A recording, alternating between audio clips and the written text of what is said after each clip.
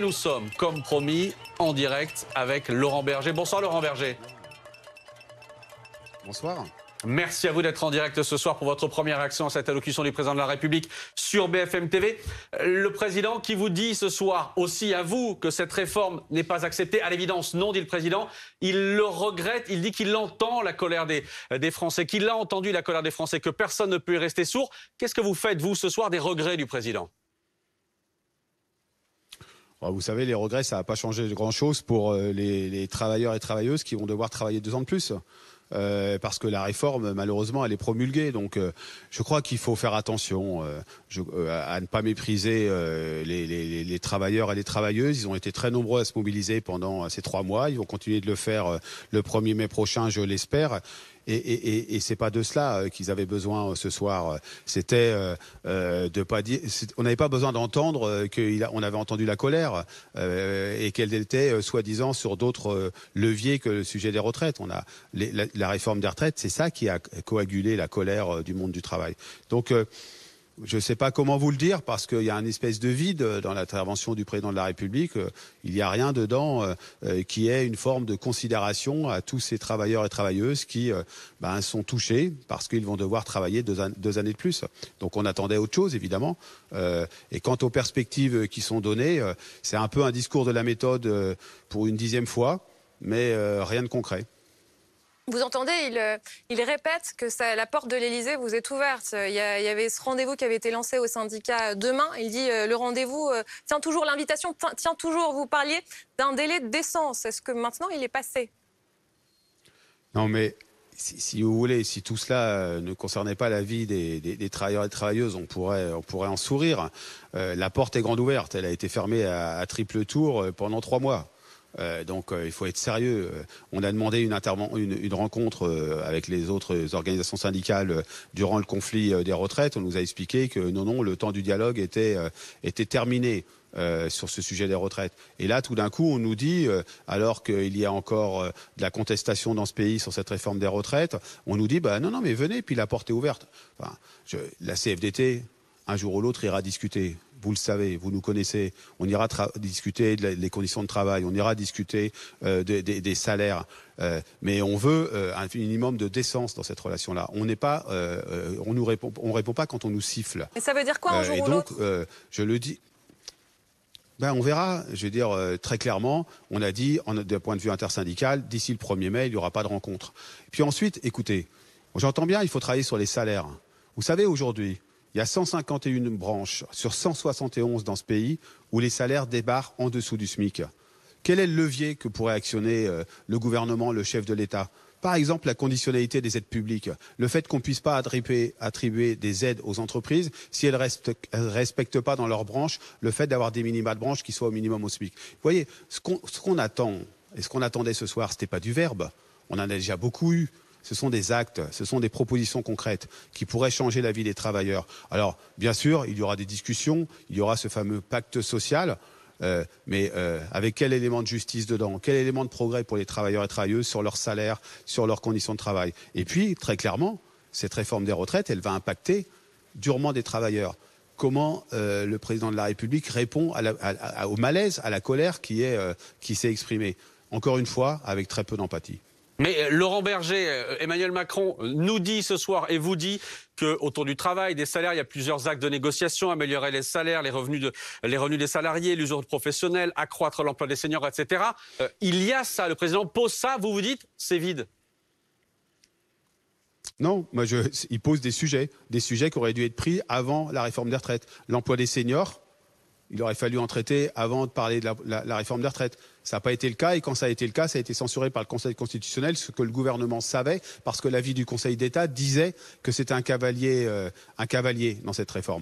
Il faut parler de l'usure, mais on n'a fait que ça, de parler de la pénibilité. On n'a fait que ça, de parler des travailleurs et des travailleuses qui sont aujourd'hui touchés dans leur chair avec des conditions de travail pénibles et qui vont devoir travailler 6 mois, 1 an, 2 ans de plus. Parler de l'usure au travail, je viens d'en parler. Parler des conditions salariales, mais évidemment que ce sujet-là, il est fondamental et on peut en traiter. Je ne vous dis pas qu'on ne veut pas traiter de ces sujets-là.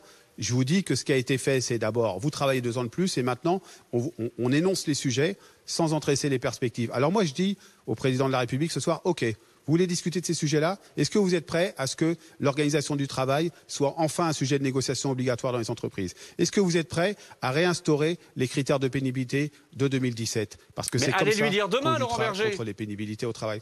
Allez lui dire tout ça demain. Mais écoutez, mais on lui dira, le moment venu, mais il y a un délai de décence, je l'assume.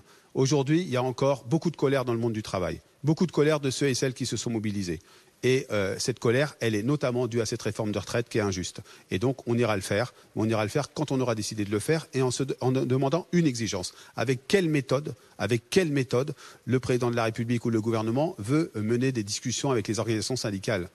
Est-ce que c'est, comme trop souvent, en nous présentant une feuille, en nous demandant de l'amender à la marge avec des points et des virgules, ou est-ce que c'est et pour écouter nos propositions et vraiment faire un changement de paradigme aujourd'hui dans le monde du travail? Il y a des propositions qui sont sur la table, notamment en termes de gouvernance d'entreprise, de dialogue social, le fait de revenir sur les ordonnances de 2017. Vous voyez, on a plein de propositions à y faire. On ira les faire, le moment venu. Mais je crois qu'aujourd'hui, le président de la République, il a montré qu'il n'avait pas vraiment compris que ce qui faisait la colère des travailleurs et des travailleuses dans les manifestations, dont il a dit, et je l'en remercie, qu'elles étaient pacifiques, eh bien, c'est d'abord cette réforme des retraites qui est injuste. Vous dites qu'il n'a pas compris les raisons de la colère. Vous dénoncez une espèce de vide. Est-ce que vous êtes en train de nous dire que c'était une intervention pour rien? Moi, ça, c'est pas mon rôle de commenter. Vous savez, moi, je suis le représentant des salariés. Mais en tout cas, on n'y a pas appris grand-chose. Ou alors, il y a quelque chose qui m'a échappé, mais j'ai pas l'impression. Donc, non, je crois que c'est encore une énième fois un discours de la méthode, de l'ouverture de nouvelles séquences. Mais je le redis, la vie des travailleurs et des travailleuses, la vie des citoyens, ça se mesure pas en séquences. Il y a une meurtrissure aujourd'hui. À la fois du contenu de cette réforme des retraites et du mépris qui a été affiché pendant cette période, et que cette meurtrissure, eh bien, elle n'est pas du tout calmée avec l'intervention du président de la République aujourd'hui, qui s'est précipité pour promulguer cette loi. Il en a droit, c'est une loi qui est en toute légalité, mais qui pose un problème aujourd'hui de ressentiment social dans le pays, et je ne crois pas que l'intervention de ce soir mette fin à ce ressentiment social. Mais vous ne considérez pas que le président fait un pas vers vous ce soir en mettant un certain nombre de sujets sur la table autour du travail, des rémunérations, et en disant, comme on le disait tout à l'heure, qu'il n'y a pas de limite, il n'y a pas de tabou, il faut négocier et parler de tout? Oui, mais on a, si je peux me permettre, un peu trop entendu ce discours-là depuis quelques années, et que maintenant c'est les actes qui compteront. Et donc, vous le redis, la CFDT, c'est un secret pour personne, retournera discuter sur tout un tas de sujets. Mais on voudra d'abord préciser c'est quoi la méthode qui sera utilisée. Est-ce que c'est de la véritable co-construction ou c'est de la concertation pour amender des projets déjà ficelés? Et puis le dernier élément, c'est est-ce qu'on veut vraiment changer le monde du travail? Est-ce qu'on veut remettre davantage de dialogue social dans les entreprises? Est-ce qu'on veut partager davantage le pouvoir dans les entreprises en négociant l'organisation du travail? J'y reviens. Est-ce qu'on veut considérer les conditions de travail autrement qu'on le fait aujourd'hui, avec pas suffisamment de moyens dans les commissions de santé et sécurité au travail, avec davantage de représentants de proximité qu'on a enlevés en 2017. Vous voyez, on va venir avec des propositions. On viendra avec des propositions le moment venu. Aujourd'hui, la contestation sur la réforme des retraites, elle est encore très forte. La meurtrissure, je vous le disais, elle est encore très forte. Donc on verra le moment venu. Vous dites qu'il ne comprend pas la colère. Il me semble que c'était votre expression tout à l'heure. Parce que quand il essaye d'expliquer cette colère, il dit c'est une colère qui s'est exprimée face à un travail qui ne permet plus de bien vivre. Et il dit aussi qu'il s'est exprimé face à l'augmentation des prix qui pèsent sur nos vies quotidiennes. Quand il fait ce début d'explication, il se trompe? Non, c'est une colère, je crois, qui vient d'abord d'un projet de loi, qui est le projet de loi sur la réforme des retraites, qui repousse de 2 ans l'âge légal de départ en retraite et qui touche particulièrement les travailleurs et les travailleuses qui sont de professions intermédiaires, qui ont été là notamment pendant le Covid, qu'on a appelé les travailleurs de première et deuxième ligne. Et donc, cette colère, elle est d'abord sur cette réforme des retraites, elle est aussi sur une absence de reconnaissance du monde du travail, qui, y compris dans sa mobilisation pendant les 3 mois, n'a pas été reconnue. On n'a pas eu l'espace de discussion pour infléchir ce projet de loi alors qu'il était largement contesté. Mais évidemment que la question salariale, c'est pas nouveau, que la question des seniors, c'est pas nouveau, que la question de la pénibilité, c'est pas nouveau. Mais pourquoi n'avoir pas, à ce moment-là, répondu à ce qu'on lui disait, à ce qu'on disait en septembre-octobre, en disant travaillons sur une grande loi qui serait une loi travail, retraite, et qui permettrait d'aborder la question de la reconnaissance au travail. Aujourd'hui, on a l'impression qu'après avoir mis la charrue avant les bœufs, on veut rattraper le coup. Malheureusement, cette loi, malgré tous les combats qu'on a menés, elle est promulguée. Et ça va laisser des traces. Ça laisse des traces, ça laisse de la défiance dans la capacité à avoir un vrai dialogue social aujourd'hui dans notre pays, en tout cas une vraie concertation sociale. Donc vous comprenez bien qu'il y a ce soir une forme de tout ça pour ça. Et aussi une volonté de la part de la CFDT de porter ses revendications à l'avenir, mais de demander c'est quoi la méthode précise qui va être employée pour élaborer ce fameux pacte social. Mais le président de la République vous dit ce soir qu'on est parti pour 100 jours d'apaisement, qui est un mot que vous aviez employé aussi, d'apaisement, d'unité d'action. Il vous demande aussi à ce qu'on fasse ça tous ensemble. Vous dites que ce ne sont que des mots et qu'il n'y a rien derrière ce soir ? Non mais attendez, vous n'allez pas me poser 4 fois la même question. Ça ne va pas être possible. Je vous dis que l'apaisement, il fallait le faire sur le sujet qui a créé l'embrasement social. L'embrasement social, c'est la réforme des retraites. Il n'en dit pas un mot. Si ce n'est pour dire que j'ai compris, il y a une colère, et la colère, elle est liée sur la question salariale. C'est vrai aussi, il y a une colère sur la question salariale. Mais c'est un peu vite fait fermer la séquence. Et je suis désolé, ce n'est pas une séquence. C'est pas une séquence, c'est une meurtrissure, je vous le dis. Donc, l'apaisement, nous on le veut, mais l'apaisement, c'est pas un mot.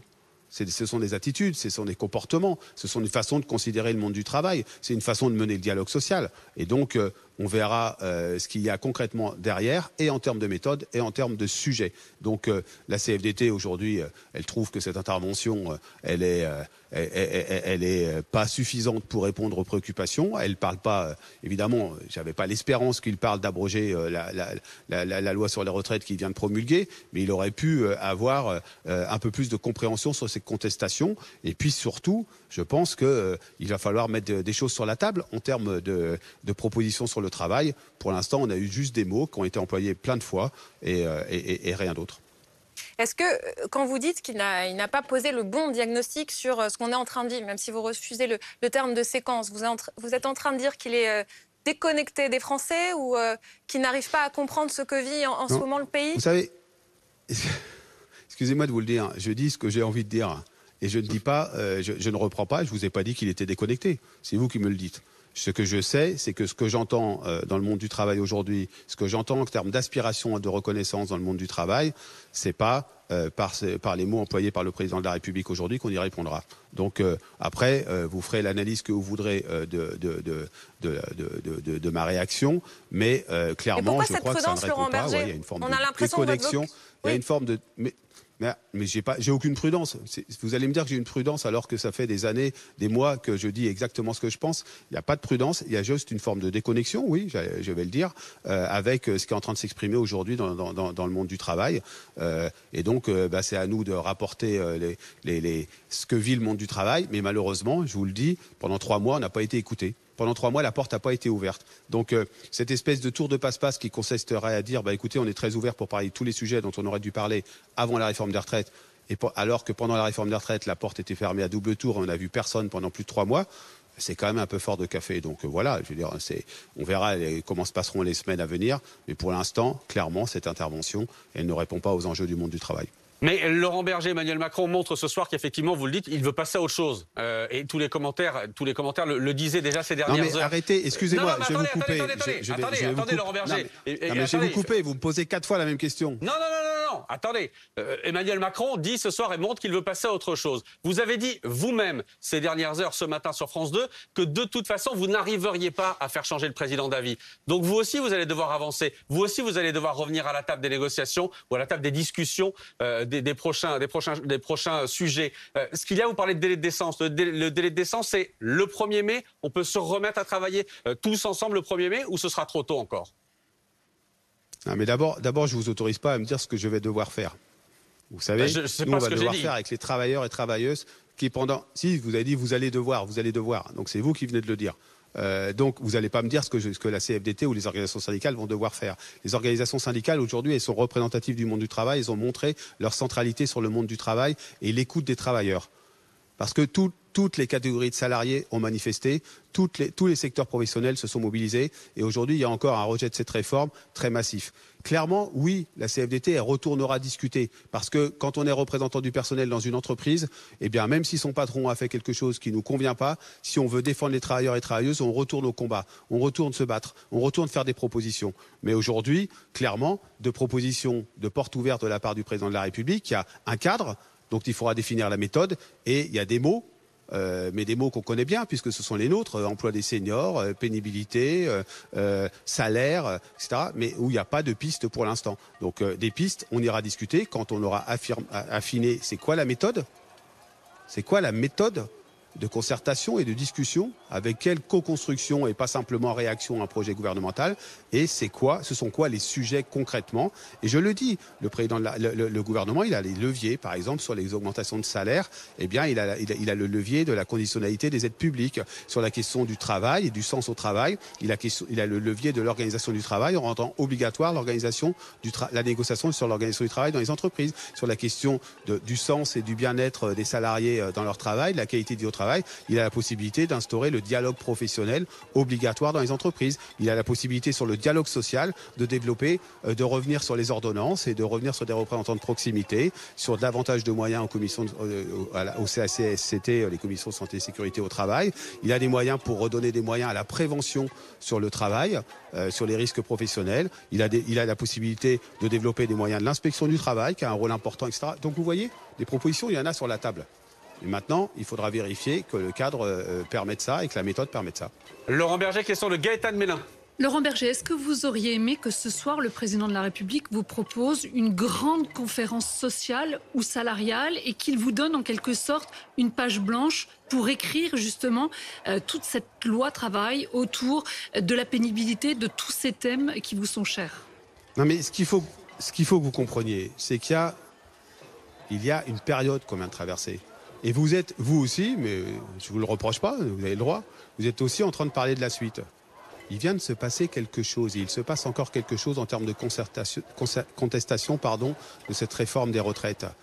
Et donc, moi je me mets à la place des salariés, des militants de la CFDT, comme des autres organisations syndicales qui ont regardé ce soir, qui ont perdu 2, 3, 4, 5, 6, jusqu'à 12 journées de salaire, ou presque, pour manifester un mécontentement, une opposition à cette réforme des retraites, et qui se disent, en fait, en gros, ce qu'on vient de vivre, on n'en parle pas. On ne parle pas du problème, si ce n'est de dire qu'il fallait faire des efforts. En parlant de justice sociale, cette réforme, elle est injuste. Et on nous dit, on va passer aux autres sujets sans en dire beaucoup plus. Donc, encore une fois, la méthode, ça peut être une conférence sociale, mais ça voudra dire qu'il faudra travailler sur comment on co-construit, avec quels objectifs, avec quel contenu. On n'est pas dans un tour de passe-passe, on n'est pas dans un concours de poésie ou de verbes. On doit passer aux actes. Et pour l'instant, les actes de ces derniers mois, c'est des mesures injustes pour le monde du travail et les travailleurs. C'est ça qui est le moment où on est présent, dans lequel on est. Et c'est ça qui va, je crois, encore durer quelques temps, parce que il suffit pas de 12 minutes ou 13 minutes d'intervention pour calmer la colère des salariés. Laurent Berger, est-ce que cette allocution ce soir du président de la République acte votre défaite, la défaite des opposants à la réforme des retraites? Je crois que sur la réforme des retraites, tout le monde est perdant. Il n'y a que des perdants. D'ailleurs, le président de la République, et c'est heureux, n'a pas sorti la gloriole pour dire on a passé cette réforme. Je crois qu'il n'y a que des perdants. Et les perdants, vous savez, ce n'est pas les organisations syndicales. Les perdants, c'est les travailleurs et travailleuses en premier lieu. Parce que le syndicalisme, il a fait son travail, il s'est opposé à une réforme injuste et malheureusement qui est passée dans les conditions que l'on connaît, qui sont quand même regrettables, mais qui est passée et qui est toute légitimité légale. Donc le problème, c'est pas qui a gagné, qui a perdu, tout le monde a perdu. Tout le monde a perdu. Le ressentiment social est extrêmement fort. Je ne suis pas sûr que l'intervention de ce soir l'aura calmé. Une toute dernière question, Laurent Berger. On voit ces images en ce moment de manifestations sauvages dans les rues de la capitale. On sait que la CGT appelle à une manifestation le 20 et le 28 avril. Vous restez sur le 1er mai, mais comment vous voyez l'avenir du mouvement? Comment vous regardez ces manifestations sauvages qui ont encore lieu ce soir? D'abord, nous, l'intersyndicale, elle est engagée le 1er mai pour faire de grandes manifestations populaires, familiales, festives, pour à la fois contester les 64 ans et réclamer davantage de reconnaissance du monde du travail en termes de conditions de travail, de salaire. C'est ça la position de l'intersyndicale et celle de la CFDT. Pour le reste, les gens manifestent parfois hors cadre syndical. C'est pas à moi d'en répondre. Mais clairement, je souhaite que tout ça se fasse dans un cadre pacifique. Et le grand rendez-vous, c'est le 1er mai. Je le redis à vos auditeurs. Le 1er mai, partout en France, il y aura des manifestations. Participez-y nombreux et nombreuses. Merci beaucoup Laurent Berger d'avoir été sur BFM TV ce soir et d'avoir réservé à notre chaîne votre première réaction après cette allocution du président de la République.